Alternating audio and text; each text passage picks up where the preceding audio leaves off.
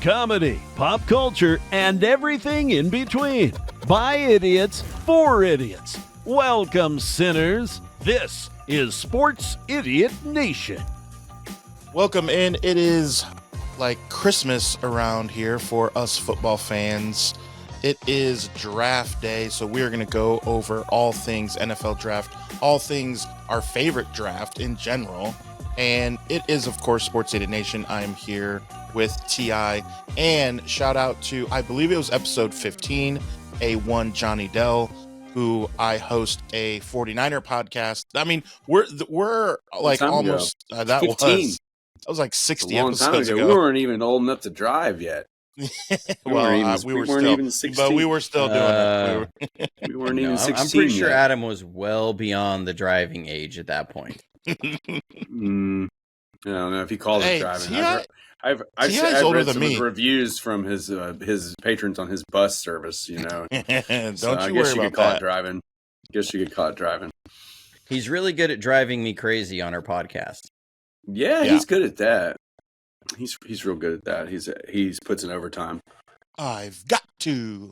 All right, so again, Sports Idiot Nation comes to you every Monday and Thursday, and usually Mondays and Fridays. You can catch me and Johnny if you are a 49er fan.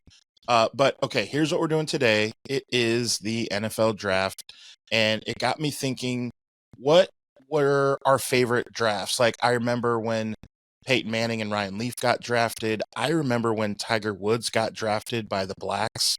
I remember when we were talking pre-show, Adrian Brody got drafted by the Jews. He's got the nose. that Dave Chappelle. Let's start there. Why Adrian Brody? It's such a.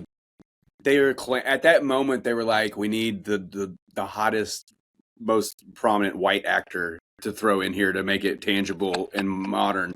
And so they picked Adrian Brody. What has Adrian Brody done since King Kong? Like, what is he? Well, I think around that time he had done The Pianist, right? Yeah, he did The Pianist. Yes, not to be confused with another movie that if you Google it, you know, just you'll know. Yeah, just don't. Do not put that in the chat to text. Yeah. Speaking of the piano, I love pianist. The whitest instrument we found out is the piano because the whites chose Alicia Keys. They did. They stole Alicia Keys. And now we're being very clear that we're talking about an old Dave Chappelle episode, right? Like, so that people aren't just assuming that we're just forcing white guys forcing this conversation right now. Adam's not white, is he? Adam's not white. Yeah, I'm gypsy. He's a gypsy, count. Right? It's a gypsy. Yeah, I already have your wallet. I'm going to go through your things now, Gypsy. Oh. Yeah, but suddenly my channel has lost 8,000 subscribers. Did the blacks go for Eminem or did the whites intervene? I can't remember. They both fought, right? They both fought over him. Both fought over Eminem. That's what I thought. Yeah, I mean, why not? Why would you not fight over Eminem? I mean, you know, that's the thing. What is it? Was it Harry Carey, you know, Will Ferrell, was it, he said it, no, it was Chris Rock. It was Chris Rock when Chris Rock stands up and he was like, you know, it's a sign of the times when the best rapper in the world's white and the best golfer in the world's black. You know, and that's about when the Dave Chappelle racial draft popped off. So that's probably where he got the idea from, you know. Yeah. Probably him and Chris Rock probably had it going behind the scenes for years. And that was pre-slap Chris Rock. Pre-slap, yes. Pre-slap before Will Smith asked him what the five fingers said to the face, which was still pretty wild if you think about it. I mean, that was a crazy Sunday. And there's still people who are like, oh, that was staged. I'm like, no, that was just a very weird moment that happened. No, that was not staged because it was very awkward. Yeah, it would have been less awkward. If it would have been better if it was staged. Yeah. So speaking of awkward, let's go through some of our awkward NFL draft moments. The first ones that come to mind for me is Aaron Rodgers stating that when he's interviewed and asked, are you what do you have to say? You had to wait all this time. Are you disappointed that you're not a 49er? And he said, not as disappointed as they're going to be for not drafting me. And then we beat him every time in the playoffs, like every single time he plays us. Yeah, but I'm sure they still wish they drafted him. Come on. Now, that has to be prefaced, Adam, with the fact that he won a Super Bowl before we started beating him in the playoffs because we didn't face them in the playoffs for years because we were terrible. So, in the end, like, we laugh, maybe loudest, but not in that, like, he was hoisting the championship belt before we were even tasting the playoffs after that sort of draft error. I think you'd probably trade all those playoff wins to have him as your franchise QB because you probably would wound up having more Super Bowls. bro. I mean, that was what you guys had it. You guys had the defense. Packers they couldn't close anybody out, man. They could score 100 points, but they couldn't close anybody out. Imagine Aaron Rodgers with you guys' defense back then. Ooh. So a lot of people have been imagining that over the years. Thanks for bringing it up. Yeah. So let's move to another awkward moment. Was Eli Manning's face when he was drafted? like he begged It's like he's looking at horses. Oh, look, Adam just can't get his stuff together today. No, I do remember that because remember Eli Manning had porn while we were watching, dude. You can look at the porn after we record. Jeez, Eli Manning had set up the stipulation that he was not going to play for the Chargers, right? Mm-hmm. That if they drafted him, he was going to just sit out. So he wasn't going there, and so holding his it was jersey a situation. He gets drafted, and I mean, everybody knew like the trade had already been facilitated, but he was just like, like it was just. I'm holding this up for a stupid. Yeah, it reminded me of when Warren Sapp got drafted by the Buccaneers because Warren Sapp did the same thing. Like he did not want to go to the Buccaneers, and he ended up going to the Buccaneers, and that initial like having him come out and hold the jersey, he was sitting there, he was just like. Yeah, like it was the yucks. He hated those jerseys. That team was terrible. Those were ones that guys obviously did not want to get chosen by who they were chosen by. And he won a Super Bowl with them, so I guess he did okay. There you go. What were some weird ones for you? How about Mayonnaise Man, Will Levis? I mean, I don't think there's anything too weird about that. I mean, it's like a lot of people were like projected him like, hey, he might be a first round pick. He might not be. He was just there because, he had the model girlfriend and it was a photo op. They kept showing him. Yeah. Well, I mean, because he was the only one there left, and it's like he had the model girlfriend with him, of course, I mean, they're always going to look for that. But I would, I think it would be a bigger story if pre-draft they were like, he's a surefire top 5 QB. There was one or two people that were like, hey, he could go to the Colts. We don't know. He could go there. And then he slipped and everybody were like, okay, well, that's what we projected, right? And then Titans traded up because they were just like, well, he slipped out of the first and we need a project. We need a QB. This is worth a flyer. Didn't work out, but my thing is with him, it's like, I'm just kind of like, he's still in a rookie contract. I mean, let the dude come off the bench if he needs to be. Let a guy that wants to start, that's angry that he's not starting, that's on the bench. If he has to go in and play well. Like he's probably going to play a million times better than he does as a starter. So I'm just kind of Titans fans are quick to like just get rid of him just because he's had some bad games. But I mean, if we got rid of every quarterback that has bad games, there's a lot of teams out there that would be like, yeah, maybe we made a mistake. So I don't know. I'm looking at our roster now. We take Cam Ward, which everyone expects us to. Will Levis. I'm fine with Will Levis as a backup. I mean, right now he's the best quarterback on our roster. I don't know if you've seen our roster. It's pretty.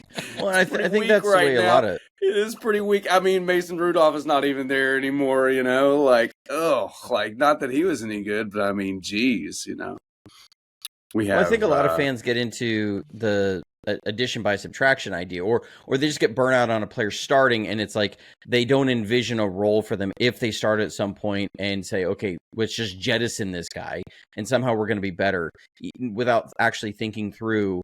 Can you actually get better without some serious expenditure?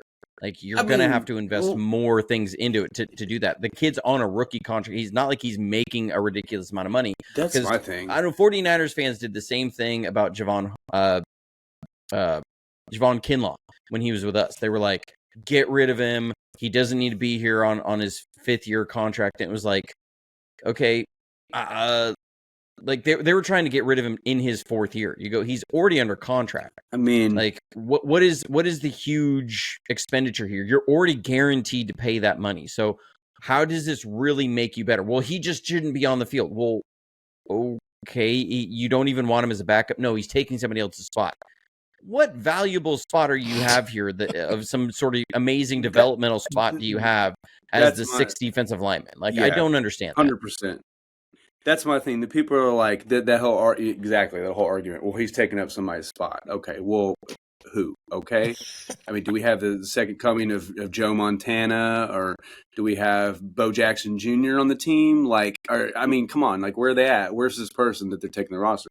So I'm just kind of like, that person. It's the person who says it. It's their spot. They think that they maybe can go put on a jersey and run out there. I don't know. I mean, are you gonna tell me right now that Brandon Allen, who you guys are familiar with, is better than Will Levis? Or are you gonna tell me that, you know, whoever the practice squad guy is, whoever they signed of the day, Tim, whatever his name is, you know? I mean, it's just like. So my thing is, like, Tim Will Rattay. Levis is making Tim Rattay. Yeah, Tim Rattay.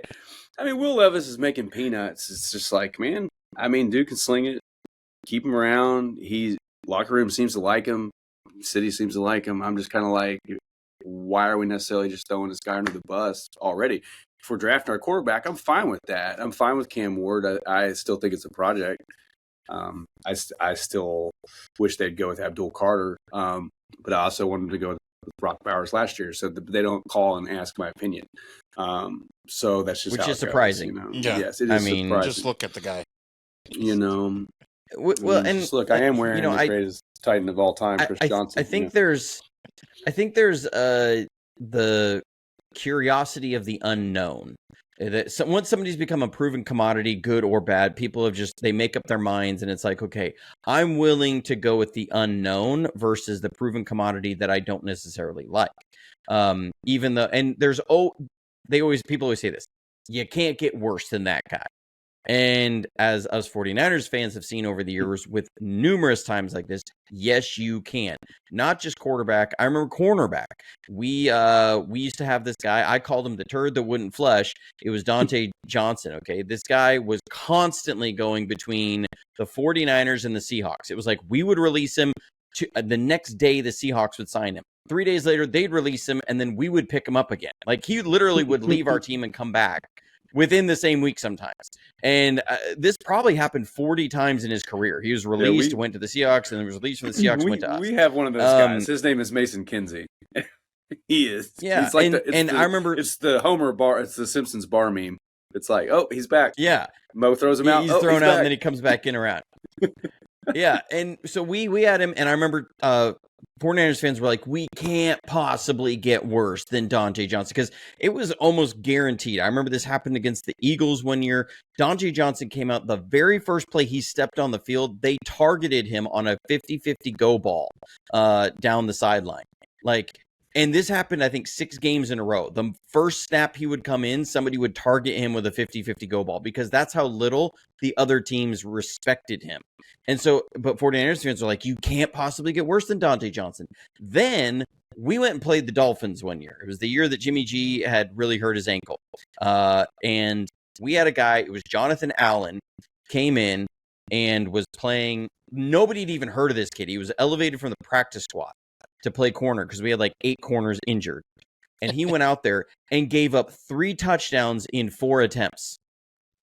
And the 4th attempt he didn't give up a touchdown was a pass interference.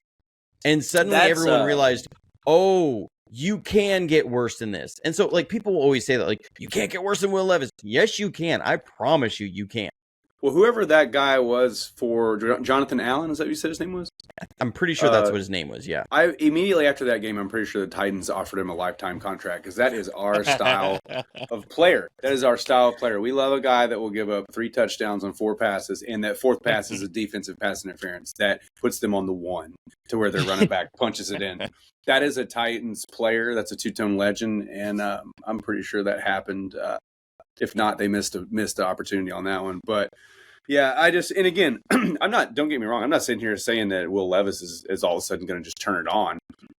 But, I've been watching football for many, many years, and I've seen the players that they give up on turn around and do something. And whether that's with us, whether it's not, but I'm just kind of like, man, until we have to make a decision on this dude of re-signing him, or unless someone offers you a draft pick or some kind of compensation that you cannot refuse, what's the point? Why are we having this conversation? Move on. Let's focus on an area of need, because I'll take a Cam Ward and a Will Levis on a rebuilding team than I will, some other just players. Cam Ward. Yeah, so especially if it was like Jameis Winston. Yeah, so it's like that's the thing to me. We're already all in on Cam Ward. We already feel like, hey, he's worth the pick. I like his story. The brass has met with him. I mean, it seems like it's inevitable at this point. They could throw us a curve, but so I mean, I'm prepared to go in on Cam Ward. I've already started making some merch, to be honest. Well, I mean, so when the guys, yeah. If not, as soon as that pick's announced, I'm ready to post. Like, spend your money. When the guy was asked, wasn't he asked like who are your two favorite receivers in the league, and he named two Titans receivers. They asked him the top. It was Calvin Ridley. Receivers. Calvin Ridley, and he said Treylon Burks was number 4. And you're like, okay. You are going to the Titans. Like, you're blowing smoke up some people's rear ends. Like, he said the same thing they asked him about running backs, who his 4 favorite running backs were. And he said, Tajay Spears, Tony Pollard, Derrick Henry, and Alvin Kamara, which I thought was a weird one. I was kind of like, he should have said Eddie George or something. Like, I thought Alvin Kamara was a weird one. It's like Derrick Henry, I get Titans, current Titans, right. Former Titans. I was like, if you're trying to give the Titans hint, why did you just pick Alvin Kamara? Maybe because Tennessee fans like him. I don't know. But I feel like the Titans have told him, you can all but say we're drafting you, but go ahead and allude to anything, because they're not drafting Sanders. I mean, Dion already said he doesn't want his son coming here, and we're not going to do that. And I don't think that's a smart move anyway. I'm not saying he's not going to succeed, but he ain't going to succeed in Nashville.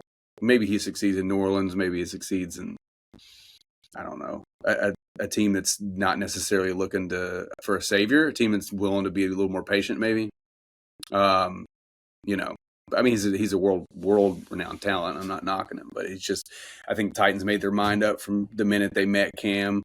They were already sold on the fact that they had to draft a quarterback if they liked him. If not, they would have went Carter. Travis Hunter, I don't know. I think Travis Hunter is playing smoke and mirrors with wanting to play two-way. This is not going to work in the NFL. Maybe it does. I don't know. We haven't seen it since Dion, so. Yeah. I can't see a team investing so much money into that high pick and then being like, all right, let's just roll the dice and hope it works out and hope we don't break his leg and by week 6, because he's not going up against Colorado opponents. Colorado State. Colorado State. Exactly. Yeah. I mean, there ain't no Buffaloes, or not Buffaloes. That's Colorado. What are they? What's Colorado State? They are the Bulls, I think. I don't know. Who knows what they are? Anyway, Buffaloes. So there are Buffaloes too. There's just a lot of Buffaloes around there, I guess. What's the difference between me and you? I'm not wearing hockey pants. Yeah. So, all right, one. As we look at a little squirmy dude. What's the difference between me and you? Yeah, that's the difference between NFL and Colorado State. Mm-hmm. So, all right, we're pretty dead set on Cam Ward. Then, Johnny? What do you think? Because me and Johnny have done about 49 mock drafts for the 49ers. We have not. No, we haven't. Yes, we have. You no, can follow. We haven't. Go to JonnyDel Football Academy's YouTube channel. Click on live. There you can see our live podcasts, and you will see 49 mock drafts. Now, that was just 49ers, though. So we just went through, and then we would pick the 49ers players. And this draft is so loaded with talent that we were excited no matter what. But I want Johnny to say now. Now, one thing I haven't done is I have not went deep dives. I have not done past round ones. Hopefully I don't offend any of my Titans friends out there, but I see all your mock drafts. I'm in all your groups. I see your hundreds and your thousands of your mock drafts, and I appreciate all your mock drafts. And some of you send me your mock drafts. And some of you want me to post your mock drafts. There's a reason why I don't post your mock drafts, because I don't post my mock draft. I don't do a mock draft. So you guys are doing mock drafts, and you're doing them over and over and over, and you're doing all the rounds. More power to you. I just do not have the patience and heart to do that. But with that being Johnny said, watches the film. Well, no, we're not just doing a whole bunch of mock drafts. So that Adam is being using some hyperbole there. We have done 3 episodes that have just been on the mock drafts. That's it. And we didn't even do the first one until 2 weeks ago. Okay, I'm not a mock draft like, let's go mock this draft sort of mock person. And roll, baby, for a month, straight. Like there's 30 been days, guys 30 mocks. They're doing like 3 mock drafts a week now. for mock and roll. Yeah. Well, the name of the episode this morning was the final mock down. And because it was the final mock draft we were going to exactly. I even uploaded the album cover for that single, the image of it into Grok, and I told him to change it to be the final mock down. And he did. Or she, nice. I don't know, Grok, they. And so Grok did it. It's a robot. And that was the thumbnail on it. But I've only done 3 shows of mock drafts. And today what we did was there's 4 different scenarios really for the 49ers. And that's going a skill position player, going offensive tackle, going defensive tackle, or going defensive edge. Okay. And so what I was just trying to show was how the whole draft could slot out after that, because whoever you take first in the first round will change how the rest of the rounds go. Absolutely. Absolutely. And so it was just showing that. So Adam's using a little bit of hyperbole there, Adam, that several days ago we did that. But in that, what was your point in saying we did 49 mock drafts, Adam? The point is that I want to find out from you. His fingers hurt. His fingers hurt from all the typing. Yeah.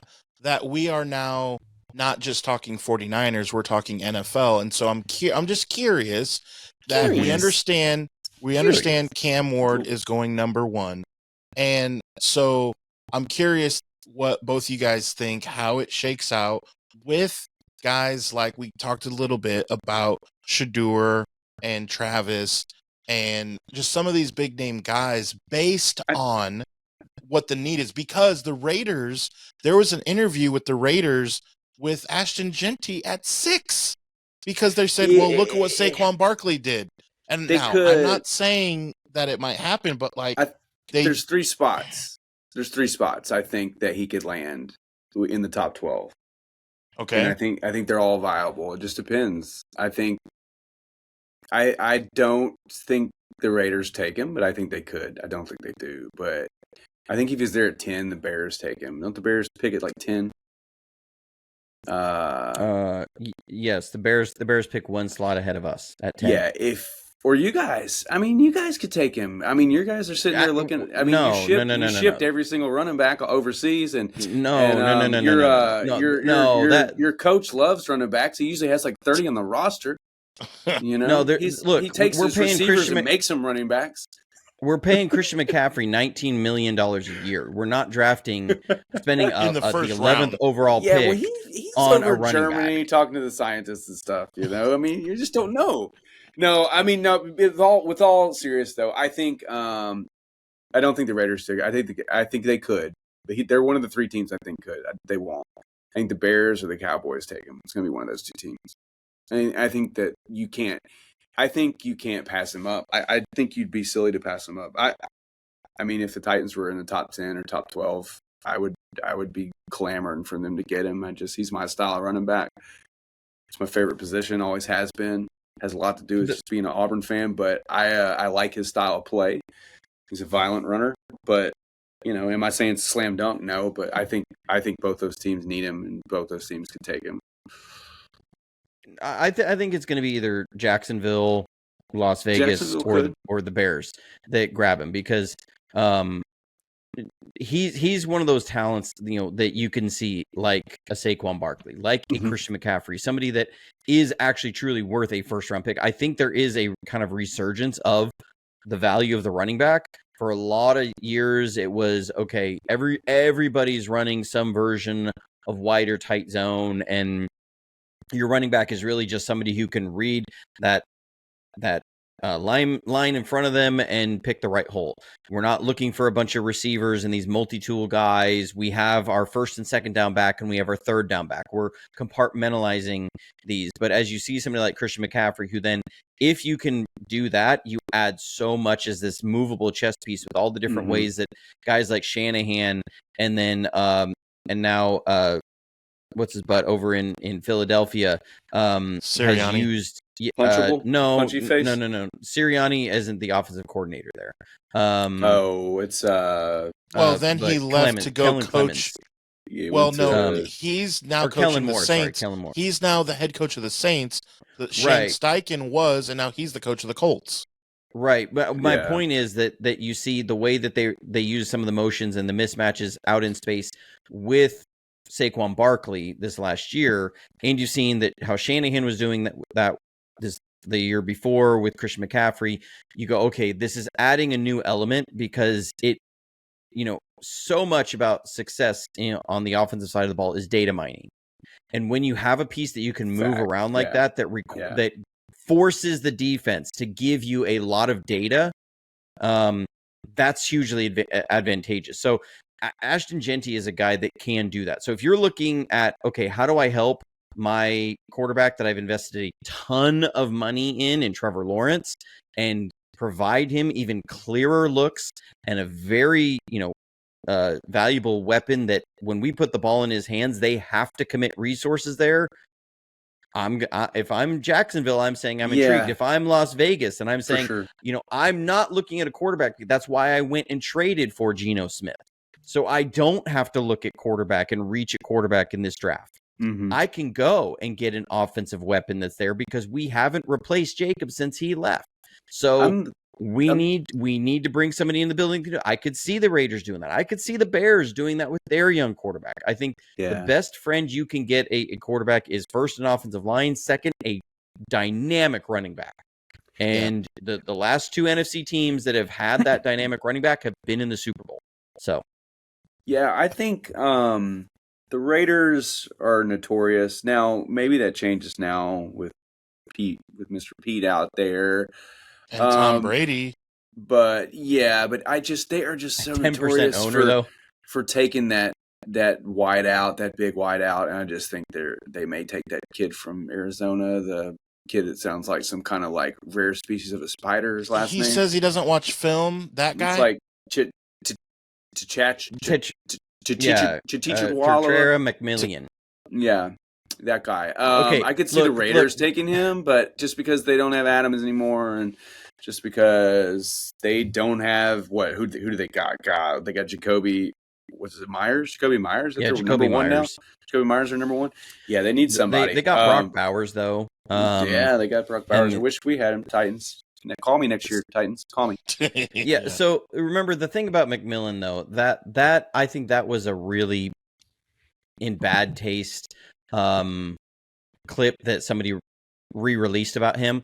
Okay, we have to remember that was when he was 19 years old, and he was a true freshman at Arizona. That was not taken this year.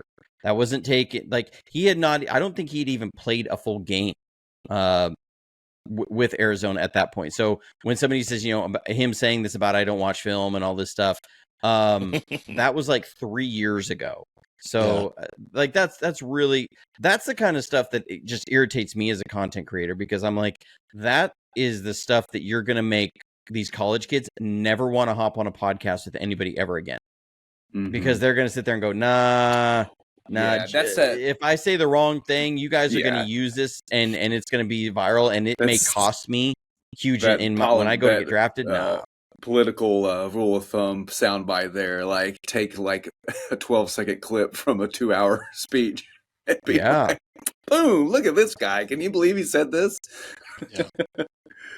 Dumb. But let's be real though, it's the Raiders. They don't make sound decisions. Maybe they do now. I don't know. But is Pete Carroll too old to be making these decisions? I don't know. I'm just kind of like, maybe his heydays are behind him. We'll see. But I do think the Browns take Travis Hunter, though. I think that's a lock. And I think that the Giants take Carter because I don't think they want Sanders either. Maybe they do. I don't know. Again, I'm not trying to be a Sanders hater. It sounds like I am, but I just don't think they do. I just think he's going to drop. I think we're going to see him drop to like mid, I don't know, 12, 13, 14, something like that. I know you get the Saints in there. I know Dion's already said like he thinks a place like New Orleans might be better for his son. The minute he says that, he's on the phone with him. So I don't know. Maybe there's already. Personally, I'm not convinced that Cleveland's gonna not go quarterback. I mean, like their options right now. Could they take Jackson Dart or somebody like that over Sanders though? Or do you think they will? I've been so fascinated with this run up to this draft because what Cleveland does it to will change this entire has the potential to change this entire draft. Because it's that wild card. It's Kevin Costner. If they pick Sanders, I could see them picking Ashton Jeanty. Of saying we've got to have some sort of offensive weapon there. No, for real. Like, who do they? Like, is Nick Chubb going to be still kicking it? I mean, I don't think so. I mean, he's maybe more off of the a bench. Half-Chubb. Well, at this point. Well, I mean, long in the tooth. The fact is, they have they're like $80 million. Both his knees. They're like $80 million committed on Jameis Winston. So, and he's not going to play next year. He retore his Achilles. Like they are. You mean Deshaun? You mean Deshaun? You said Jameis. Yeah, that's a minute. Sorry. It's funny you say Poor that. Jameis catching strays it's funny you had that Freudian slip because Jameis is now on the team at number 3. Yeah, the Giants. Right. The so Giants. it's like, all right, with now Russell what are we Wilson. doing? With Russell Wilson. That's so there. Yeah. It's like, are they really going to draft Sanders with those two dudes on the roster? No, right? No. You wouldn't think so. They're drafting Carter. You wouldn't think so, but the Giants have done dumber things in the last 10 years. But Cleveland is so fascinating because they brought in Joe Flacco. The Joe Flacco signing to me says they're taking a quarterback because like Joe Flacco is not brought in to play 17 games. You didn't bring in Joe Flacco to play 17 games. But Deshaun Watson said that knows. I was going to say, but Deshaun Watson said that he's not done though. He's going to come back with a vengeance. Do you not believe in JonnyDel? No, I think he wants to, but he's not coming back this season.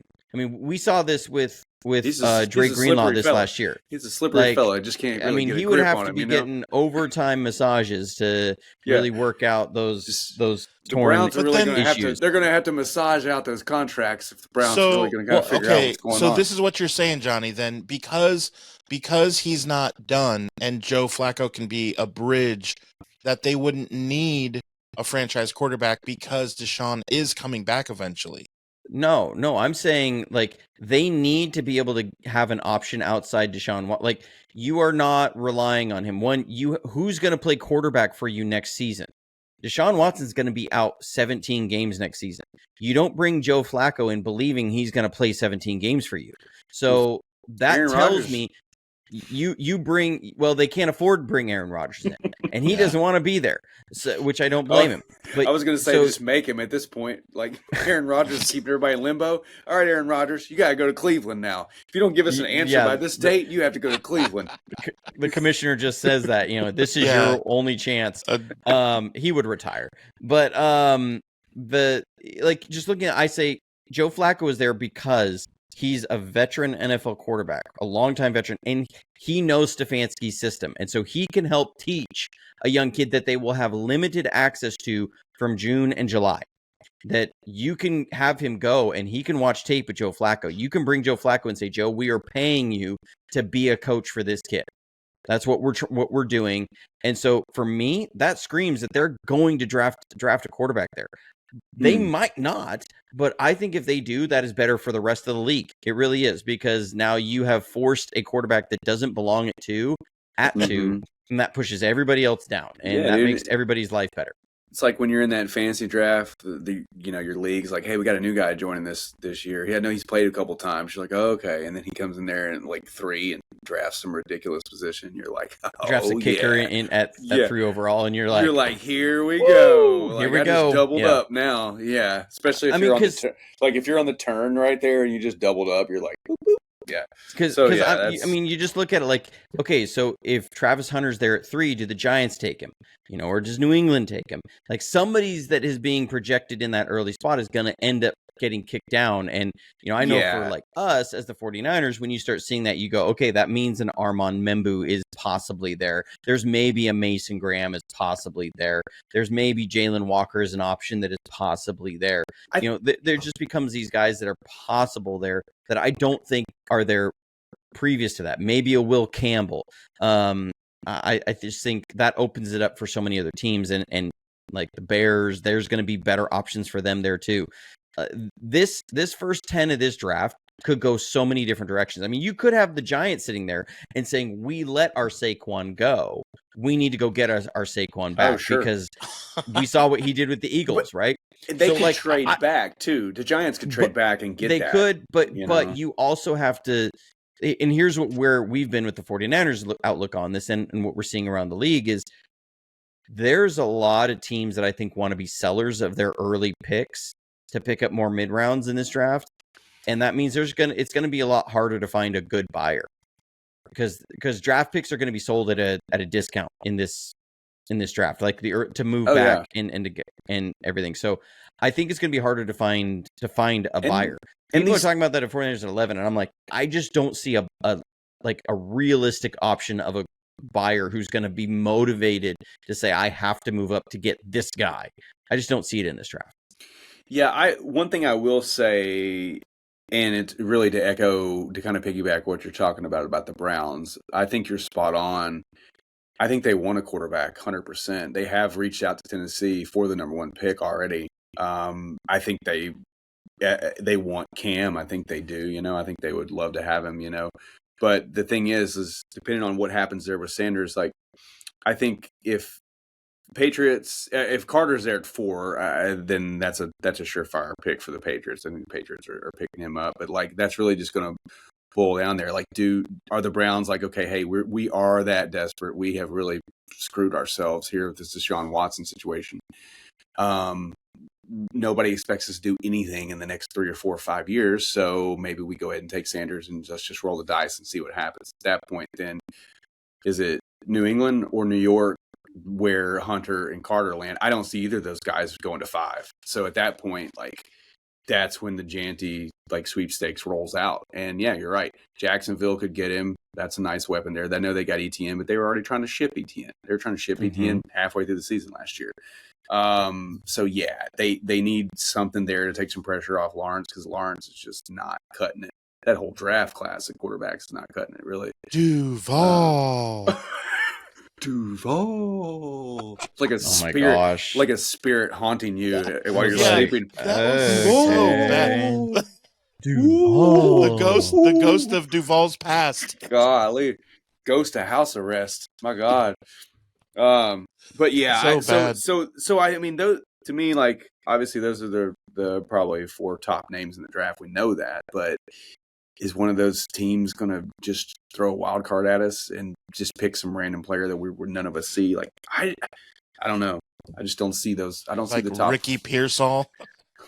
Yeah. Or signing Kirk Cousins to a massive guaranteed deal and then going and picking a quarterback in the first round. I mean, like that was nuts. Yeah, just there's so much of that which is confusing and like because people have constantly asked me like when you're there at 11 through 49ers, who do you pick? I'm like, I don't know who's going to be there. Well, you really can't be certain about that. There's potential, like because I'm like I'm not going to sit there and say Walter Nolan should be your guy if Mason Graham falls to you. Like then I'm saying no. Then Mason Graham's my guy. If somehow Abdul Carter falls, and I'm sitting there saying I would pick Shamar Stewart, and then I'm like no, I would pick Abdul Carter. If for some reason he falls, if Armand Membu is there, like these are guys. If they're there, one of these guys is going to be there. I think. And that you named so if many. Cleveland there. I mean, you named so many of those guys. One of them has to be there. Yeah. One of them. Just because quarterbacks are going to go. What I mean is Genty's going to go. But Travis Hunter. I'm just meaning there's also going to be those three guys. Like those are top 10 talents in this class to me. One of them is going to be there. Like there's going to be a top 10 talent that's there. And that's when you who is it is the question. Yeah, but that's the thing too. And that's that's kind of another point I was going to make. Is like Titans are going into this uncharted territory, right? We already know that we think that we're going to take Ward, right? We have this new GM. We don't know how he drafts. We don't know what's on his mind. My whole thing is is he going to be best available on the board? Is he going to draft a position? I'm a best available guy. I feel like there's some teams that are highly successful in the draft and have consistent players that produce and re-sign, and it's because they draft best available instead of just worrying about a position. So with that being said, like I don't know what the Titans are going to do for the rest of the draft, right? If he takes best available, I hope he does. But if he's just like clamoring for, oh crap, well, we need a receiver. Well, the ninth best receiver still on the board. Let's just try him. Like that's the style of drafting that I'm just over. And so I'm hoping that that's not what we're doing. So with that being said, like every team is going to basically look up and they're going to have top 15 offensive linemen ranked on a side clipboard right here, you know. And the minute those guys start going, some of those guys, other guys you never heard of, are going to start getting drafted just because somebody's like, well, crap, I need a big body to fill a hole here. We have a decent running back. We have a decent wide receiver core. I'm not going to draft the 7th or 8th or 9th best wide receiver when the 6th best OL is on the board.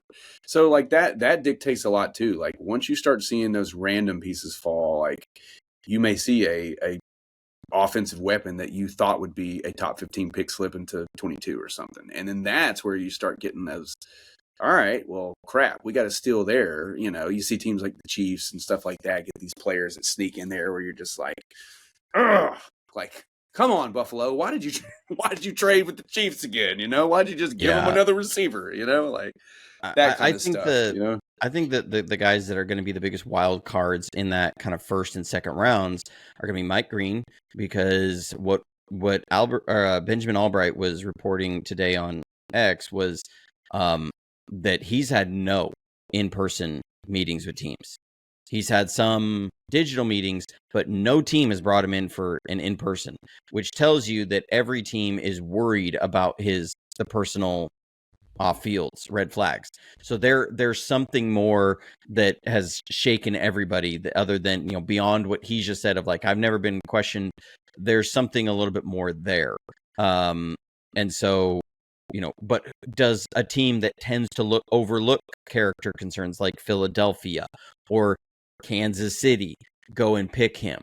Because I think he's a top 10 talent in this draft. Like he's super talented. But the 2 sexual assault allegations are really scream loud.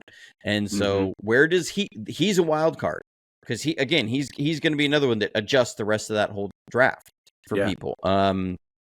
There's concerns now have been reported of a couple defensive tackles.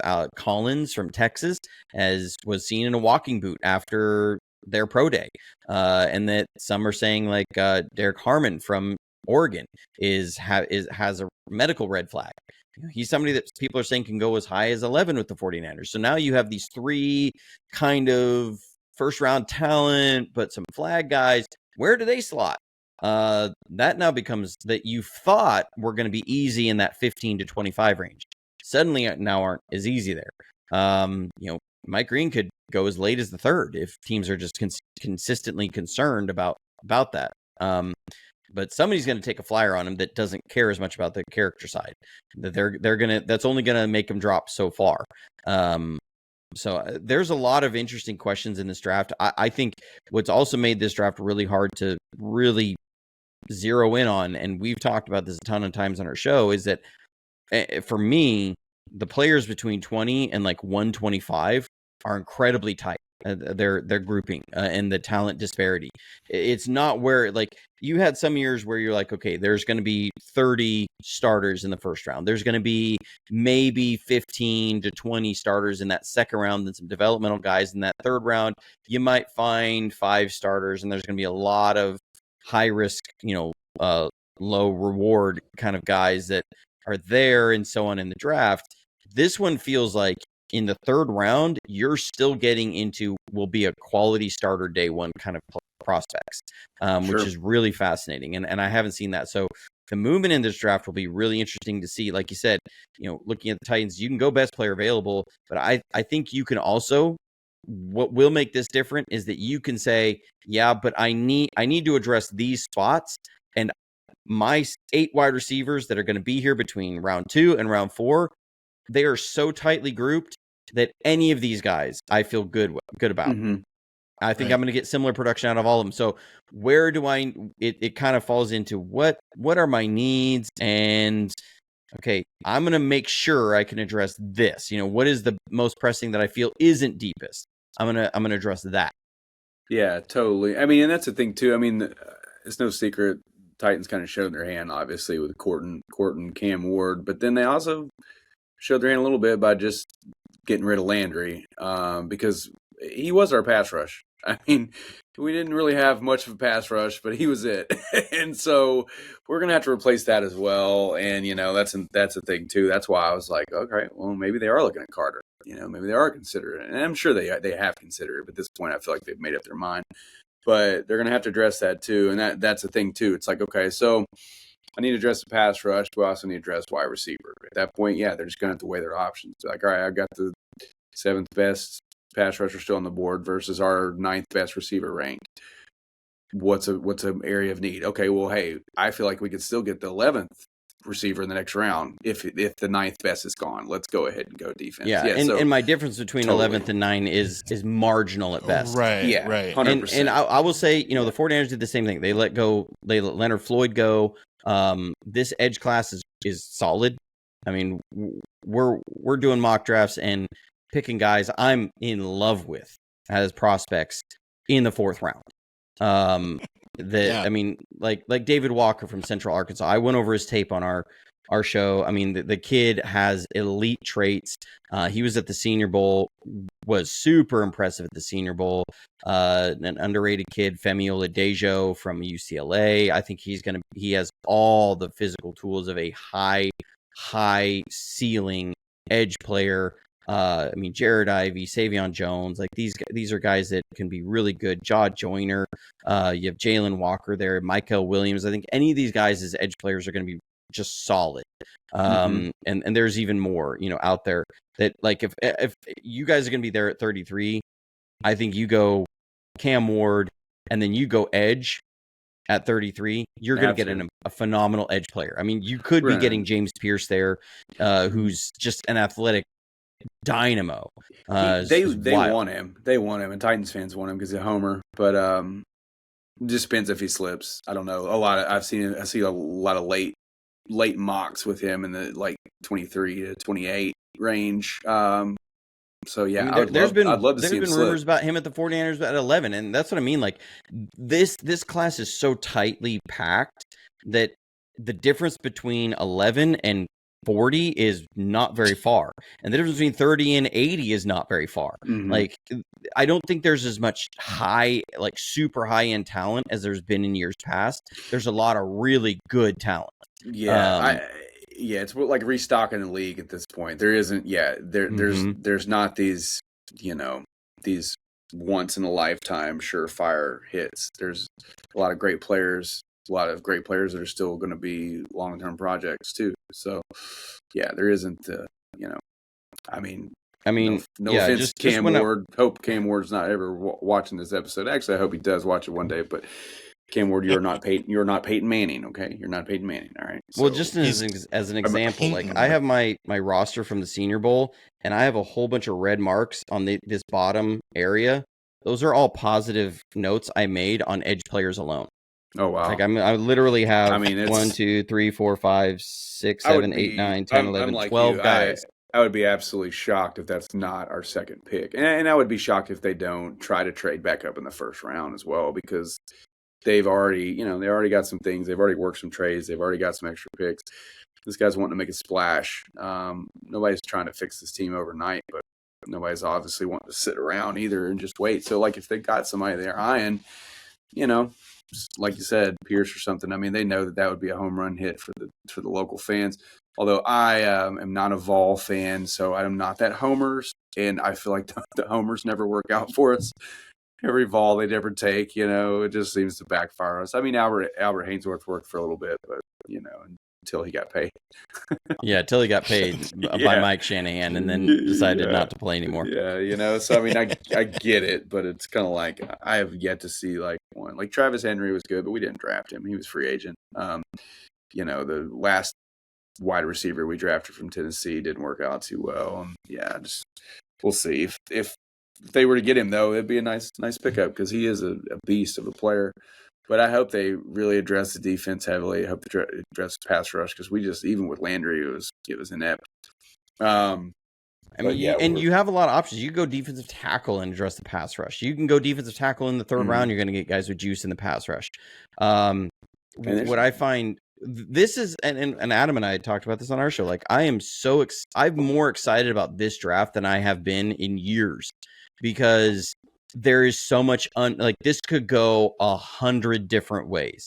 In years past, it was kind of like, okay, you knew if this happened, this was going to happen, and it kind of fell out. And a lot of things are pretty predictable.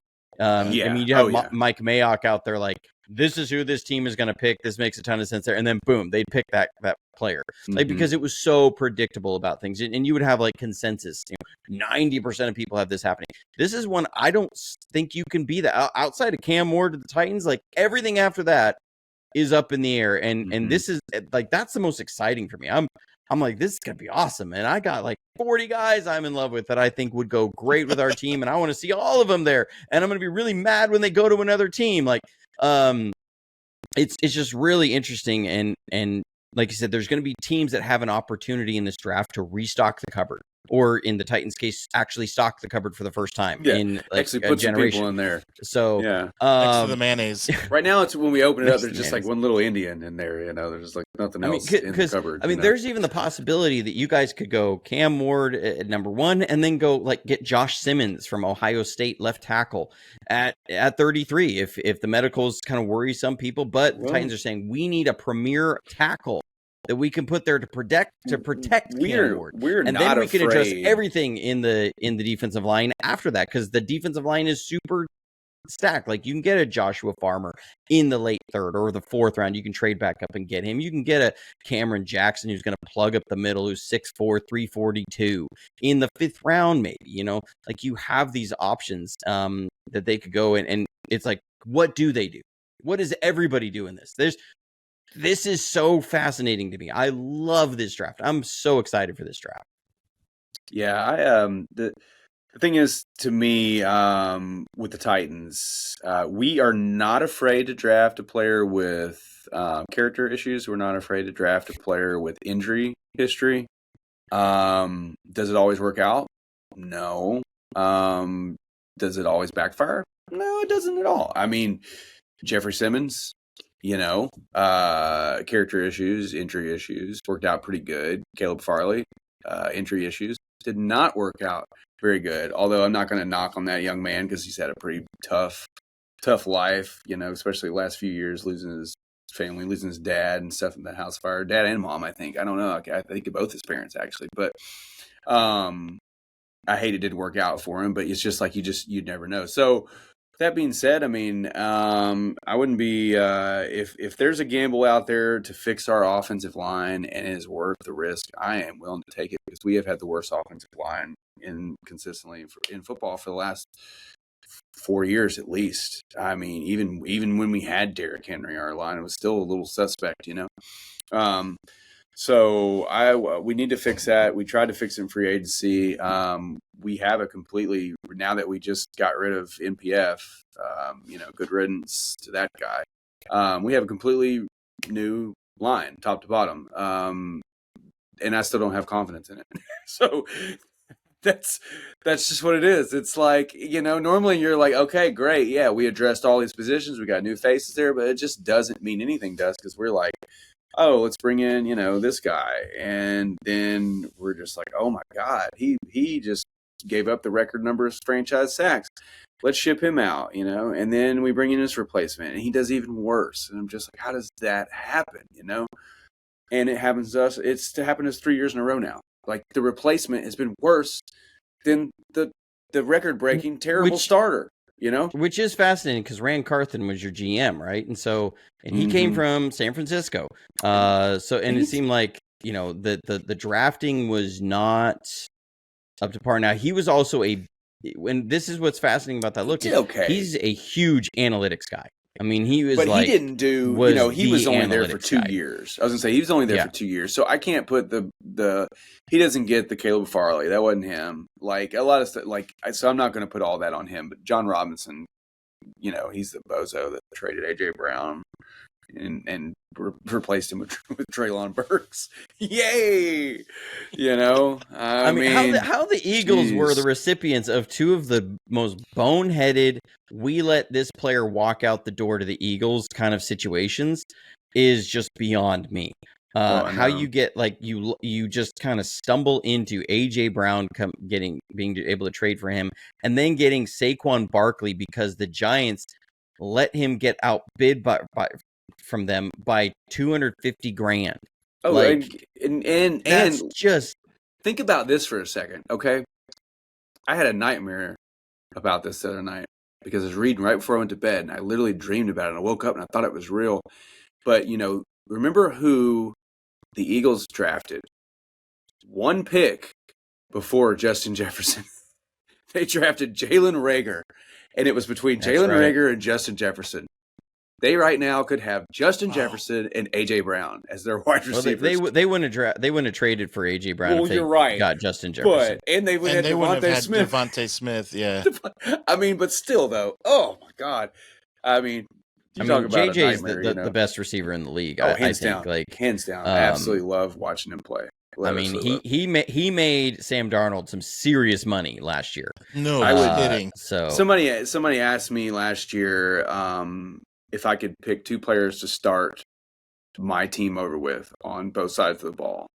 And I picked Justin Jefferson for my receiver, and I picked Jared Verse for my defensive player. And I was like, this is who I'm rebuilding my entire roster with. I just love Justin Jefferson. It's like, yeah, I probably would need a quarterback to throw him the ball, but I feel like it doesn't matter whoever the quarterback is. I mean, Sam Darnold just showed it, it doesn't matter who the quarterback is. That dude's going to catch it, So, yeah, I love watching that guy. But anyway, yeah, I saw that. You know what I miss, though? I was like, oh, man, they almost just drafted Justin Jefferson. Ew. Just thinking about that just made me think of the fantasy drafts, and I'm like, you know what I miss is a good expansion draft. We haven't had one of those in a while. That's true. I remember back in the day when Terrell Owens was causing some give us your leftovers at the 49ers. Because remember, every team had to designate, I think it was 5 players who weren't under protection from the fantasy draft. Or Eric 5 Davis, or 10 players. The 49ers, right? For the Panthers? That was in the 90s, yeah. But I mean, this was in the early 2000s. I remember it was Houston. When Houston was becoming an expansion team, there was rumor or wondering if the 49ers were going to leave Terrell Owens exposed to the expansion draft because he was causing drama there with Jeff Garcia. I mean, want to talk about something that would have changed league history potentially is Terrell Owens getting moved in an expansion draft. Yeah, my goodness. Yeah, I mean, who would you see as somebody in the league that you think would be a surprise being exposed to an expansion draft? Like that would happen, and then the team was just like, I'm willing to let this guy get exposed and somebody else take him. To be just rid of him and the contract. Anybody or somebody that's associated directly with a franchise for a while. Because if I'm just throwing somebody out there right now, would be a surprise that you would be like. I mean, the Terrell Owens San Francisco, you'd be surprised if they were exposed. 2 years ago, now it wouldn't be shocking because he seems to be now he's just going to be a journeyman. But 2 years ago, I would have said Stephon Diggs. But now it's yeah, now he's just kind of okay, well, we're just going different teams now. I thought Tyreek Hill. Tyreek Hill, yeah. Maybe Jalen Ramsey. Yeah. Let's just fire sale Dolphins. Jalen Ramsey. Also Will Levis's folding chair, by the way. But yeah,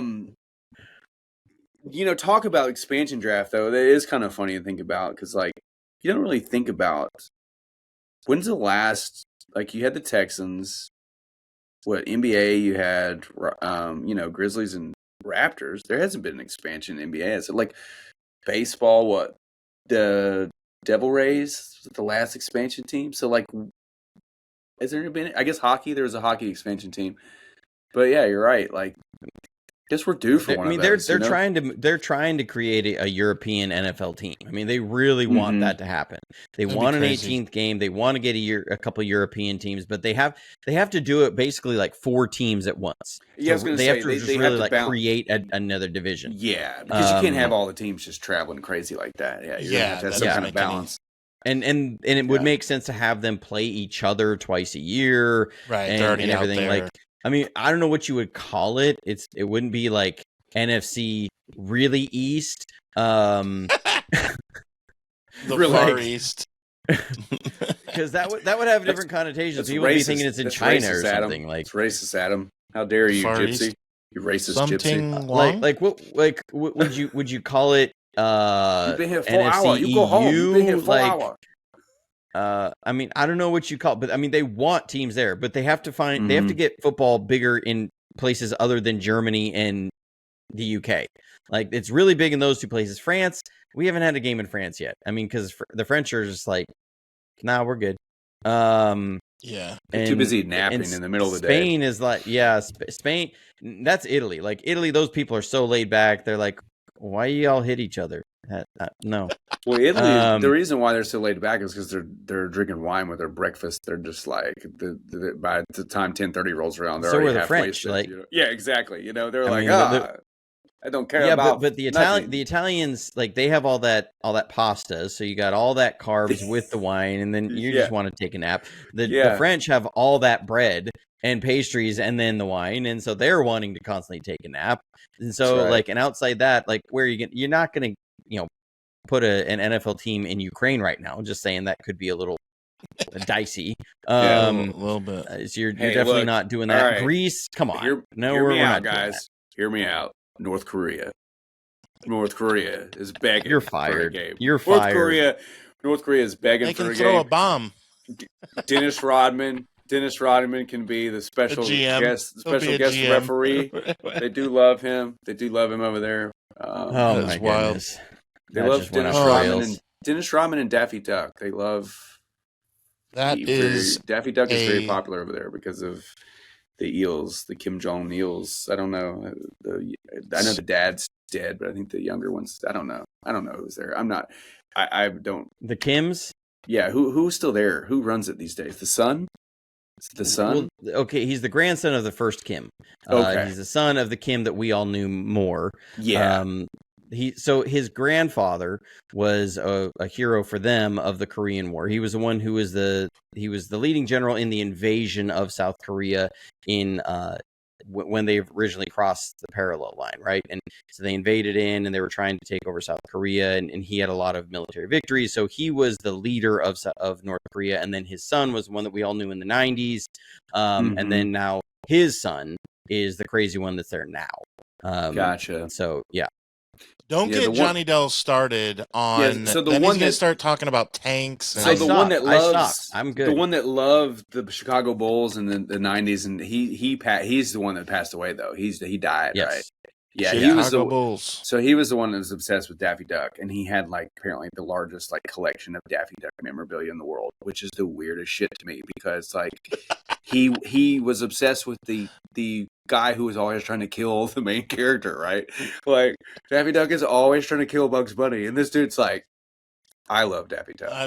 It's so weird to me. Makes sense. It's the weirdest thing, right? I don't know. I always thought it was weird. And for those of you at home who think that we're idiots, we are not. JonnyDel just educated you on the history of North Korea. But you would also be correct. Make sure that you like us wherever you get your social media. Check out. Hold on, before we go. Yeah. You're working on our sign off, right? I'm working on our sign off here. Is that what you're doing? You're orchestrating us to kind of. I think he's just giving the shameless plug. Yeah, and I was giving Johnny his love too, and I was gonna get there. I was gonna say before. I think we need to because we didn't really do it. We need to throw out some wild first round, like what team is going to take something like something like this, like the Chargers. Let's just say the Chargers do something crazy, like take Jackson Dart or something like that, right? Like what team is going to draft a position that they, in the first round, they already have just because that player, you can't pass them up. Who's going to do the Packers, right? Who's going to do that? We have Brett Favre. We're going to draft Aaron Rodgers. Like somebody's going to do it. It can't be just a boring by the book first round. I got you. Oh, the here Rams we go. are going to draft. The Rams are going to draft Jalen Milroe. Oh yeah, that's been a thing that we've talked about. Okay. I'm on board. Yeah. You guys talked about that on your show. Too. I like that. See, that's what I'm talking about. We have to leave with some substance. That way, if we nail it, we come back and we go see how intelligent we are. And not only are they going to do that, they're going to try and trade up and leapfrog the Steelers to get Jalen Milroe. That's what's going to happen. I'm calling it here. Okay. So does Jalen Milroe get drafted before Sanders? No. That's not possible. Not possible. Deion Sanders would be on the phone immediately.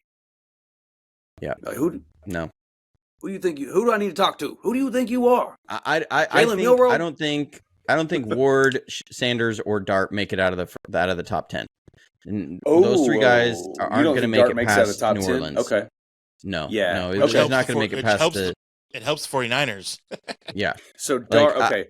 So Dart doesn't. Okay, I like it. See, that's what I was wanting. I was wanting some bold predictions here. We got them.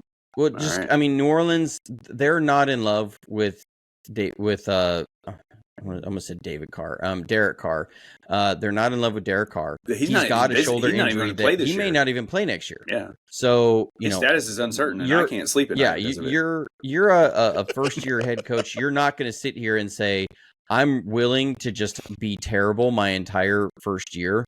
When we have aging vets on the roster, we're not doing that. We're going to build around something. We're going to start building around a quarterback on a rookie contract. We're going to do a lot of play action. So Jackson Dart's a kid that makes sense. So I don't think Shedeur Sanders makes it past Cleveland, and I don't think Jackson Dart makes it past New Orleans. And at that point, then as you're going to have Pittsburgh is going to want to stand pat to wait for Jalen Milroe because nobody believes that Jalen Milroe is a top 30 talent in this draft, but they know he will go top 30 in this draft because the pool is so devoid of talent that I think they're going to be sitting there waiting for him to come. And the next thing they know, the Rams will have been announced to have leapfrogged them to get Jalen Milroe because they can't be guaranteed that Matthew Stafford is here past this year. Mm-hmm. Yeah. I like that. I was thinking that Sanders could make it to New Orleans, but I'm you're thinking he's going to go to Cleveland. Cleveland needs a quarterback. We already discussed it. Yeah, could be. You might have nailed it. I mean, I think it's the Dart Shedeur Sanders is the most fascinating because I don't know if people actually know how to slot them. I don't know. They're going to like Cleveland's going to have to slot them for us. Yeah. So, because Cleveland is going to have to decide which one they want. I just cannot see Cleveland not picking a quarterback. I just can't do it. I mean, even with Deshaun Watson, even if he does come back, he has been straight booty cheeks when he's been on the field. Yeah. And in the massage parlor. So like is just cheeks everywhere. You cannot live with this as your quarterback. So he's on that no Diddy. He's on that no Diddy route. Yeah, I can see that for sure. And yeah, Dart. I think Dart is a great talent. I definitely don't see him. He's not escaping out the first round for sure. But I was kind of wondering if he slips, like how far he slips. But I do agree with Pittsburgh. Pittsburgh has to get a quarterback. They can't rely on Aaron Rodgers because I still read reports where Stefanski and Rodgers are chatting as well. Rodgers isn't making a decision until June. Like because he's just he doesn't want to do all the crap, man. He doesn't want to get in there. He doesn't want to practice. He doesn't want to get in camp. He just wants to show up, play football. Yeah, like he's waiting until after some of these installs where he's going to have maximum leverage to come in and dictate what the offense is. Like, that's what it's going to be. Is they're not going to sit here and bring him into camp and then say, okay, you have to learn all of our offense. He's going to go, no, man. Here's what we're going to do. We're going to run this offense. This is what I want to do, and that's what I'm willing to run. My thing you is, can take it, or you can go take your plan B sitting over there. Yeah, I mean, okay. It seems like to me, I think we can all agree at this point, like he's going to be probably playing for the Vikings or the Steelers. Maybe not, but probably it's going to be one of those two teams. He needs to play for the Vikings just for the simple fact that it would be the funniest thing in the world. Oh my gosh! That too, but also there is a part of me that thinks that he wants to play Green Bay twice a year. He wants to do that. Yeah, but obviously, just playing from a quarterback's perspective. I mean, again, we're sitting here talking about Justin Jefferson. I mean, why would you not want to be there? But, in Pittsburgh, I mean, now you've got DK, you've got George Pickens. I mean, he's got weapons in both those teams. So, he's got good nucleus to build from. So at least he's not having to, go somewhere where he's like the Jets. He literally was just like, all right, sign Lazard, get this guy, cut this guy, bring in Randall Cobb. I mean, it was just like, I don't think he brought in Randall Cobb, but I mean, you know what I'm saying. It was just kind of like, let's bring in all these. Got his head coach fired. Yeah. I mean, yeah. So it's just like, that's not going to happen in Pittsburgh or Minnesota. So you're right. One, he's waiting to see what those pieces are. Mike Tomlin would sit there and give him those scary eyes and just say no. I mean, Mike Tomlin out tripping dudes in the middle of the field, in the middle of games, man, The good thing about playing at Pittsburgh is that you get to play the Cincinnati Bengals defense twice a year. If I'm Aaron Rodgers, that is looking pretty good. That's a good DraftKings start right there. Yeah. I mean, that was probably a good selling point for Liam when he went to Jacksonville. He said, "Well, I get to scheme against Tennessee's defense twice a year, so I'm feeling great about that." Indy too. It's like this whole division. Oh my God, Jacksonville, Duval. Tennessee. That's why people sometimes are always like in the Titans AFC South groups and stuff. They're always like, well, Houston is this and this, and Jacksonville is this and this, or the Colts own this and this, and I'm like, who cares? Like, you're literally like the Trailer Park Rose. Like, you're in the AFC South. Like, people like Colts fans brag all the time, like, we own you. And I'm like, you had Andrew Luck and Peyton Manning as back-to-back quarterbacks for like 25 straight years. Of course you own all of us in the division. We're the worst division in football. Like, you had two of probably the top 10 quarterbacks in the last 20 years. Like, of course you're better than. I mean, what are you bragging about? Like, it's not like you're like sitting here bragging about, oh yeah, we own these records against Bill Belichick and Tom Brady and all this. And in all of that, the Colts got one Super Bowl. Yeah, that's what I'm saying too. I'm like, Colts fans just need to pump your brakes a little bit. Your trophy cabinet is just this much thicker than ours. But anyway, though, Titans are a joke. We have the number one pick in the draft for a reason. So yeah, we'll see what happens. Not because we're good at football. Since Adam brought it up earlier, you tanked the right way. I mean, that's right. We did. You made it worth it. So we did, and here we are again.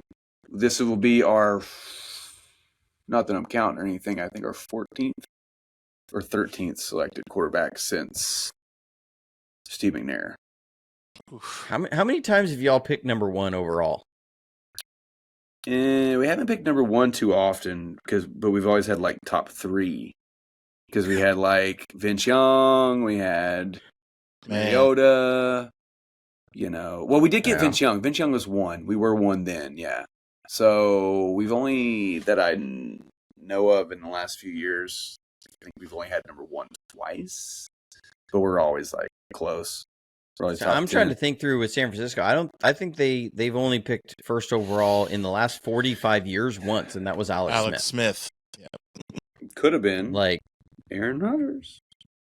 Yeah, it could have been Aaron Rodgers. It also could have been not Aaron Rodgers, and it could have been something else. Just could have been. Everybody's always over. Could have been a lot of players. I've always been the believer that Mike Nolan would have screwed up Aaron Rodgers too. So yeah, probably. But also in Mike Nolan's defense, okay, I'm not a Mike Nolan truther at all, but what were the concerns of Mike Nolan with Aaron Rodgers in that draft? That he was going to try and run things his way, that he wouldn't listen and wouldn't be coachable, and that he was just too stubborn with all those things. That doesn't sound like Aaron Rodgers at all. Right. He pegged that. He nailed all of that. I mean, those reasons has also been why Aaron Rodgers hasn't won anything of value over the last 15 years. I mean, let's just be real on that. And why the Jets were such a mess last year. That he got whatever player he wanted, and they've been a mess, and now they're in salary cap mess on the other side of that. And why now the Steelers and the Vikings are in this weird limbo place of what's Aaron Rodgers going to do, because he wants to come in and dictate that. Like, this has been what it is. So in that, there is a little bit of justification for Mike Nolan in that, because if he had been in San Francisco's situation, that would have been a disaster. It would have been a disaster. Him and Norv Turner would not have coexisted at all. He existed because he was with Mike McCarthy, which we've seen in Dallas. Mike McCarthy's mostly a pushover. I mean, when Mike McCarthy was in the draft room, and you have old Jerry there, he's running that entire show. Mike McCarthy is there as like the side guy. That's the way it was in Green Bay. Like, Mike McCarthy was probably third on the pecking order in Green Bay for all those years. It was the GM, and then it was Aaron Rodgers, and then Mike McCarthy. So, like, if he had been in San Francisco with Mike Nolan, that would have never worked out. Norv Turner wouldn't have put up with it, and it would have been a disaster with Norv Turner before Norv Turner left. But I just don't think it would have been a situation that actually, like, it's one that we think about because we think of the success that Aaron Rodgers had after that, but I don't think it would have actually worked in San Francisco. Well, too, I mean, and a lot of people really, they don't give a lot of credit because they're just like, oh, well, Brett Favre, what did Brett Favre say? Well, I'm not here to babysit, or I'm not here to be a mentor, or whatever, and it's like, well, those are just sound bites. You think Aaron Rodgers isn't watching Brett Favre at practice? You think Aaron Rodgers isn't watching how one of the greatest quarterbacks has ever played the game? Like, he learned a lot from him, and he already had the tangibles. He already had the talents. Like, he got to sit for a few years and watch some dude who literally was insane. Brett Favre is insane, okay? And who tried a lot of wild throws. Like, you could see, you can't make that throw. Yeah, so it's like you really can't make that one. Now, I feel like that was a good situation for him, and you're right. Yeah, you don't know. Because, I mean, it's like, this is an age-old argument with Titans fans. I feel like I have the whole case closed. I feel like I had the Law and Order. I feel like the donk, I've got everything. But the whole Vince Young, that draft, the Vince Young, Jay Cutler, Matt Leinart. You had Jeff Fisher, USC grad, who wanted Matt Leinart, of course, wanted to draft Matt Leinart, was very adamant and open about that. Then you had, Bud Adams, who was very open and adamant about he wanted Vince Young. And then you had the rest of the city, like myself, who were sitting here looking at the situation going, we've got the head coach and the owner butting heads about who to draft. Meanwhile, the person we probably need to draft is, believe it or not, probably Jay Cutler. It's a local boy. He's got the arm. And meanwhile, they go the Vince Young route. Jeff Fisher hates Vince Young. Jeff Fisher watches Vince Young beat his alma mater in the national championship single-handedly. It was still one of the greatest national championships I've ever seen, that Vince Young USC game. That was nuts. And then he's forced to draft him, right? So he was just never in his corner at all, never believed in it. Literally made him insane, like made him go crazy. I'm not giving Vince Young a pass for throwing his shoulder pads in the stand and walking out on the team and everything. But I'm just going to say, if I'm a young player and my head coach doesn't believe in me and definitely hates the team that it literally is all about the team that I just beat in the national championship, didn't want to draft me, was very open, he didn't want to draft me. Now I'm here, not working with me. You constantly butting heads. Like, it's probably going to make me going crazy. If I'm a little unstable, I already have maybe some mental things going on, which I think Vince Young had. I just feel like it was just a disaster situation. And Matt Leinart, we saw how that worked out. And, Jay Cutler didn't have the career everybody expected. But, I think he probably could have had the same career he had, if not maybe a little better here in Nashville. And I just think that whole situation was just based on egos. And that's the whole thing, is like, I hate the fact that so many times, like, we get hindsight 2020 and we look back and we're like Aaron Rodgers, like, oh, well, he had this great career. But yeah, you're right. That doesn't mean he's going to have it anywhere else. And that doesn't mean that Vince Young doesn't go to another team. And we have a completely different career because they built a team around his skill set instead of trying to make him a pocket passer when he passes the ball sidearmed. Like, the dude passes the ball sidearmed and they're like, we want you to be Tom Brady. Like, it's just, no, it doesn't work. Yeah. You know? And I think the NFL's changed now. Now teams are like, okay, we know we have to kind of cater to people's strengths. Look at Lamar Jackson. I mean, you know, I'm not saying Lamar Jackson and Vince Young are the same player because they're not, but they're the same. They at least have the same style of throwing motions, same. They had a lot of the same skill sets. Yeah, and you could have tried to build a team around Vince Young. They just didn't. They didn't know what they're doing. You had Norm Chow from USC out there. Of course, once again, why was he there? It's Jeff Fisher, USC. Like, that's what I'm just like, why are we, you know, we're just basing all these like decisions on like people's like, you know, I guess like wants and desires from their, you know, what they like, their college teams and things like that, you know. And so I don't know. Titans were just a disaster then, you know, and I hate the way the whole Vince Young thing worked out because I believed in him, man. I still got his jersey in my closet. He was. I don't buy a whole lot of Titans jerseys. I don't. I own like 5. I got Chris Johnson. I got Vince Young. I got Kevin Byard. I got Derrick Henry, and I have a very, very old Kerry Collins jersey that I got at the flea market. Kerry Collins. Oh God. I think drafts, you know, if you really look at it, it reminds me. I heard somebody describing like decisions made in the fog of war, and they said, you know, a lot of times when commanders are out in the field, it's like the fog of war is this fog around you. There's a lot that you don't know, and you're just trying to you're walking down this path, and you're surrounded by fog, and you're trying to get to where you're supposed to go. And every once in a while, you're stumbling over something, and you have to kind of make your way over that. And so you stumble here, and you stumble there, and you're making your path through the fog as you're walking. And then when you get to the end of it, you turn around and look, and you can see every pothole that you've fallen into, every bump that you came against, and you see every time you should have made a different choice, but what you don't see is the fog. So it's really easy from that point to stand here and say, okay, you know, this was clearly what went wrong here. This is clearly where this, because I hate that, like, when we look at different drafts, because I remember there's been different times 49ers have picked guys, and somebody says, well, they picked this offensive lineman at, you know, I think like Aaron Banks is one of those. They picked Aaron Banks, and Marlon Humphrey was right there, or not Marlon Humphrey, Creed Humphrey was sitting there 3 picks later, and you go, okay, that's easy to see from this point, but you're not remembering the question marks that there were on Creed Humphrey at that point of asking, why should we pick him a little bit sooner?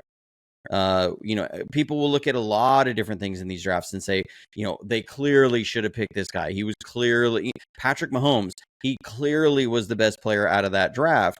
And you go, yeah, but people also forget that in his time in college, he was not showing that he was Patrick Mahomes in this way. It wasn't that clear for everybody. And I guarantee you, Andy Reid did not know he was going to be that player, or he would have sold the farm to trade up to number 1. He wouldn't have waited until where he fell to, right? Like, even Andy Reid didn't know that. We can see that clearly now because we're outside the fog. But as you're in these drafts, you're in a fog. You think you know about where it's going to go, but you can't be certain. You can't be certain that if you go and you draft a Reuben Foster out of Alabama, who is one of the most athletic, dynamic linebackers in the NFL, that he's going to move from Alabama, where I live. And I'll be honest, like, I could understand some of what Reuben Foster did there, but it was how he handled his life after that. Like, the dude had a gun that here in Alabama, like 90% of the people in Alabama own. He didn't know that same gun is illegal in California. And it's actually a law that if you drive across the state line into California with that gun, you are importing that gun. Okay. I'm not making anything political about that gun, but that's what he did. He didn't realize that. And so he took it to his house there.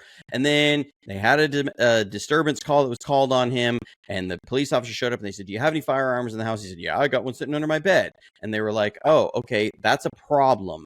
And they open it up and find out what it is and say, oh, this is illegal here. You have, and not only are you in possession of a legal gun, did you bring this here? He said, yeah. And they're like, well, you have imported an illegal gun. Okay. But then he totally doesn't respond to that whole situation correctly. And now you have a lost first round pick. Sure. You're the 49ers, and you think, we've had a quarterback who's been hurt 2 of the last 3 years, and it's cost us this time. We want a quarterback on a rookie deal. I think that's going to do great. We're going to go pick Trey Lance, even though Patrick Surtain II is sitting there available to be picked. And we go and play the Rams in the NFC Championship game, and we cannot cover, for the life of us, Odell Beckham Jr. And you lose that game, and that team goes on and wins the Super Bowl. It's really easy from that stance to look back on it and say, why did they pick Trey Lance, who they ended up getting rid of anyways? Why didn't they pick Patrick Surtain? But you forget the fog that they were in. It's easy when people look back on 2019 with the 49ers and say, why did they turn down Tom Brady when they had stinking Jimmy G?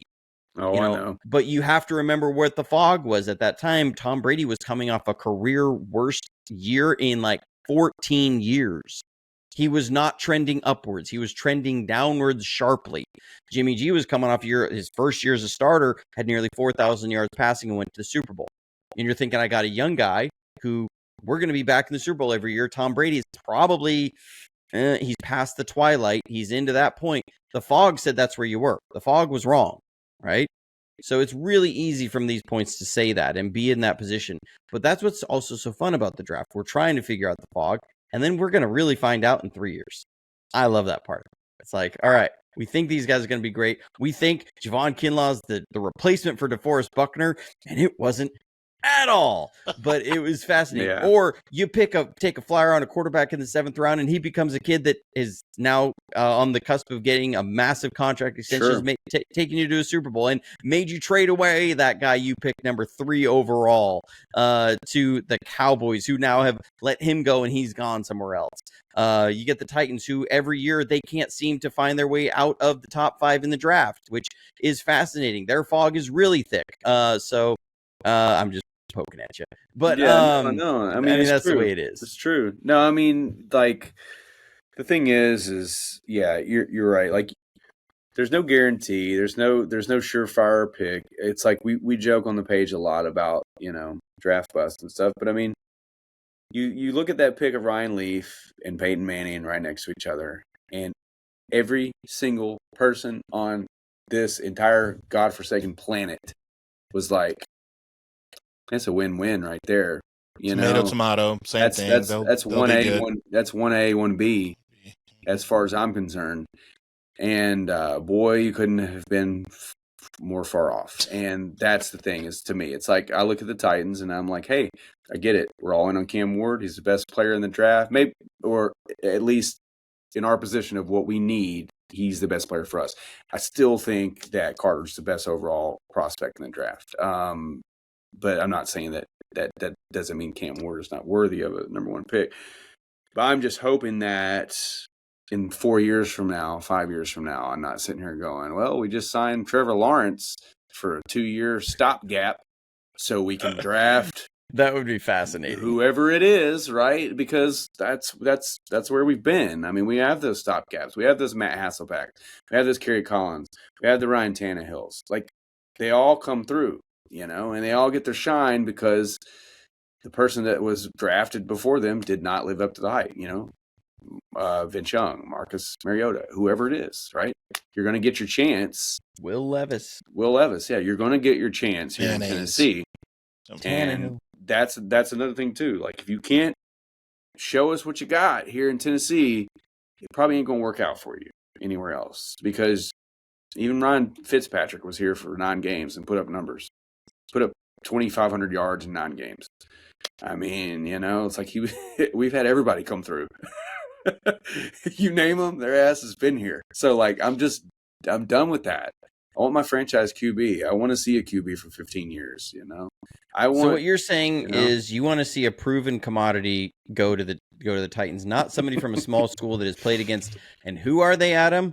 Who are the nuns that everyone's playing against at the small schools? The Corpus Christi. Yeah. Corpus Christi. Yeah. I don't know why the Texas nuns catching strays catch all your flack. Like, why can't it be bing, bing, bing, the Pawnee, you know what? Indiana nuns? I'll give you a new one. Or the Orson, Indiana nuns. We can end on this. I'll give you a new one. We can end on this. We have and I'm sure that Adam, you probably have a school as well.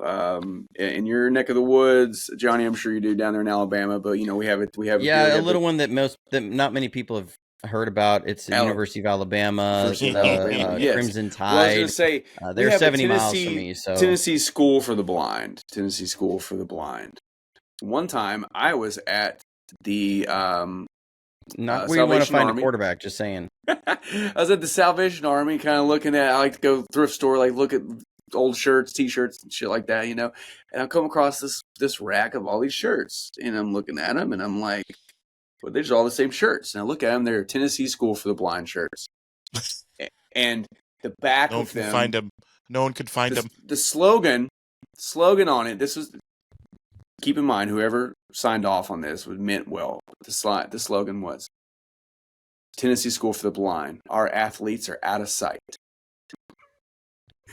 And there was a rack of about 100 of these T-shirts, because somebody was like, "Oh, let's just, this is great." And then somebody, but here's the thing: nobody was laughing at it. I know somebody was like, "Hey, our athletes are blind. Do you realize that this is not what you meant?" Kind of thing. So from now on, when you think of the Corpus Christi nuns or whatever, now you can just use.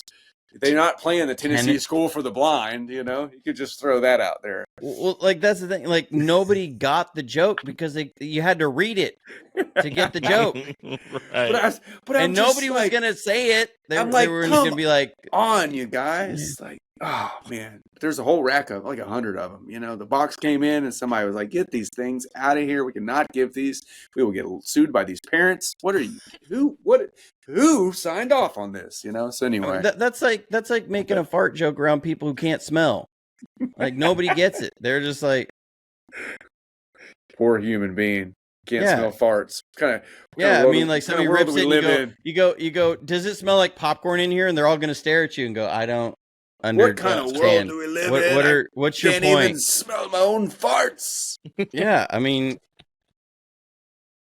that is the best way. But I will say, it does appear that Tennessee hopefully won't go back to that school to find their next quarterback. No, it did appear that for a little while that's where they got Will Levis from, but hopefully they've learned their lesson. I don't know. We don't learn lessons here in Nashville. We don't learn lessons. We just keep repeating them, kind of like Einstein. We just keep repeating them because we're hoping that we're to prove we're not insane, but we are. We're just clearly insane. But hopefully Cam Moore has got the right layer of thickness to his skin to handle our social media, because he's going to need it. I've been in the stands watching people call Steve McNair every name in the book, and he's their favorite quarterback of all time. So if that's what they do to him, no kidding. Oh goodness, yeah.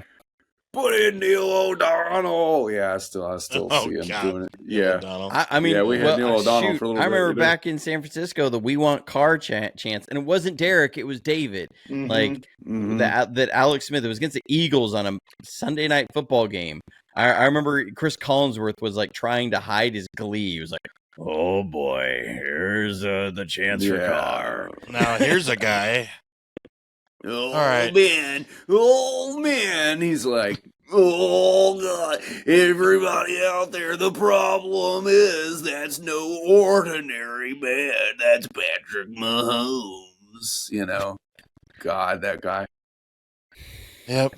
Chris Collins. All right, we guys. Gotta get out of here, guys. Yeah, man. I'm hungry, man. I'm hungry. Yeah, we got to get ready for the draft. We got to stop talking to you bums. All right. We've got football to watch. We got draft picks to nail. We got people. Make sure you follow our social media. Follow Gridiron Nation. I'm hoping to get a lot of followers over this draft weekend on that page. Yep. Catch me and Johnny talking the foosball as well twice a week. if you can handle all the Niners talk. It's going to be a lot of Niners talking, and I'm excited for after the draft because I'm going to zero in on who to do some film work on. Hopefully, it's guys that I've already got a bunch of film work done on. That I'll be able to be like, awesome. Hey, yep, here's Jaden Higgins. Love his tape. Right here you go. Absolutely love his tape. Which is that's a little gift for you. Boom goes the dynamite. Is Jaden Higgins. If you guys want a dynamic receiver, get that kid out of Iowa State. My goodness, I love him as a receiver. Iowa State. I don't have him on my initial first round here. So what are you? He's not a first round. It'd be second round. Yeah, second round. Okay. You would have to reach a little bit for him in the second because he's not going to be there by the third. What Titans reach? Why would the Titans ever reach in a draft? But I will say this: he's 6'4", 215, ran like a 4.47 40. He's 215 years old. Oh man, he's already past his prime. Sorry, JonnyDel. Oh my gosh. No, I saw him at the Senior Bowl. Kid looked like a tight end, but he moves like a wide receiver. Those are my. It didn't help that he was also like he was standing next to Tez Johnson, who is like 5'6" and 150, maybe 160. I think he weighed in at 154. Like Danny Woodhead. Yeah, I mean, so like they were standing next to each other in the one-on-one lines. It was Jaden Higgins and then Tez Johnson was standing behind him. So that didn't help. He literally looked like a massive tight end out there next to Tez Johnson. But he moves like a wide receiver. And I spent some time when we got back watching his tape, and it's phenomenal. He's a great route runner. Moves really well for his size. If you guys get him, I'd feel so happy for you guys. I'd be happy because that would make up for us not having Brock Bowers. So there you go. I'm still angry about the Titans he mentions it almost every episode. Sports, comedy, pop culture, and everything in between. By idiots, for idiots. Welcome, sinners. This may come out. This morning. Should trade for Brock Bowers. No, it may come out this morning. I don't know, but it's my mock draft, my first round mock draft. Except it's like a real mock. Past the third pick. Pretty ridiculous. Yeah, my first pick of the mock draft for this year is the Titans to draft Brock Bowers. It's like send the number 1 overall. Yeah, for Brock Bowers. Yeah, it's pretty good though. It's pretty comical. So hopefully I'll if it doesn't come out this morning, it will already have made its way out somewhere. So we'll see. All right, let's get out of here, guys. No, man, let's just keep it going. Let's just keep recording until the draft's over. Let's just record from now until all weekend. Live. All weekend. At one point, my screen is just going to be a blank wall because I'm going to be laying down on the office floor here sleeping. I was watching the most recent episode of Sports City Nation, but I think they forgot to hit stop. Right. It's like continuous. 42 hours long. It's a Jerry Lewis. Yeah. Our longest episode ever. Yeah, T.I.'s juggling. T.I.'s juggling and asking for money. I don't know. Maybe they need some sponsors. Yes, we do. Follow us on social media, and we will see you Monday. Okay, all you sinners, follow Sports Idiot Nation on TikTok, X, and Instagram. Like us on Facebook, and remember, the most fun way to watch us is on YouTube every Monday and Thursday. Be sure to hit the notification bell so you can be updated when new content drops. Remember, the podcast can also be found on the usual suspects of Apple Podcasts and Spotify. Always remember, don't be an idiot. Sinner.